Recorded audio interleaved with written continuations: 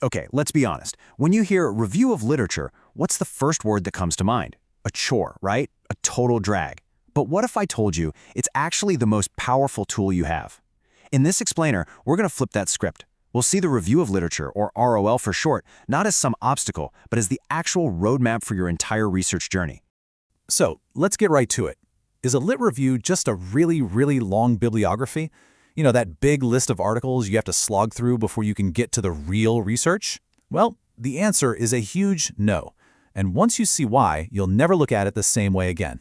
It really all comes down to a shift in perspective. On one hand, you can see it as just a boring, required reading list, a box to check. Or you can see it for what it truly is, a dynamic, strategic roadmap. This isn't just a look back at what others have done. It's the map that shows you where the field has been, where it is right now, and, this is the key part, exactly where you are about to go. All right, first up, the researcher's roadmap. It's all about defining the purpose of your journey. Now, I know this looks like a formal definition, but hang with me. Arlene Fink nails it here. Look at those key words: systematic, explicit, and reproducible. What does that really mean? It means this isn't just about casually reading a few articles. It's a serious, rigorous process. It's the intellectual bedrock of your entire study. Next, let's talk about mapping what we know. Think about it. Before you go exploring, you need a map of the existing terrain, right? You have to know what's already been discovered. Your literature review is that map. And this is where it gets super practical. Your review tells you what's already known about a clinical problem, which is huge. It literally stops you from reinventing the wheel by duplicating a study someone else has already done. It pulls together all these different findings from different places and weaves them into one coherent story. So you get this amazing big picture view of what we know right now. Okay, so you've mapped out everything that's already known. Now comes the fun part, the really exciting part. You get to find the blank spaces on that map. This is where you find your destination, the research gap, that one unanswered question that your study is going to tackle. And finding this gap, it's not some kind of magic. It's a totally doable 4-step process. First, you survey the current landscape. Then, you start looking for the puzzles, the inconsistencies, the contradictions, the things people haven't figured out yet. From there, you pinpoint the exact gap your study is going to fill. And boom, that's how you formulate a research question that's genuinely original and gives your whole project a powerful sense of purpose.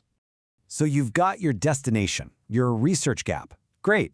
Now you need to pack the right gear for the expedition. Well, guess what?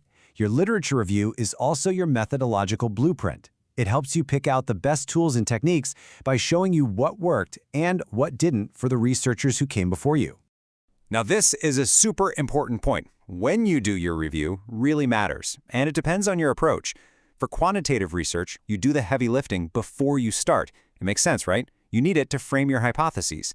But for qualitative work, it's often the opposite. You might do the deep dive after you've collected your data. Why? To avoid letting existing theories color what you see. You want to keep your perspective totally fresh and unbiased. And believe me, this blueprint is packed with goodies.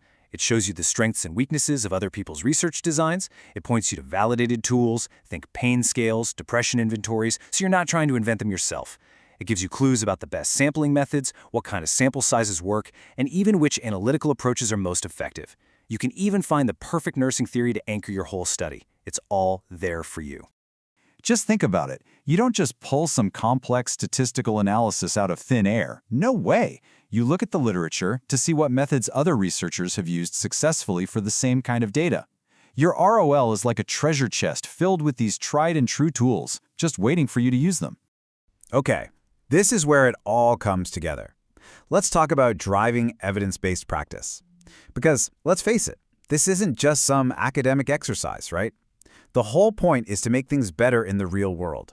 Your journey, your research, is meant to improve patient care.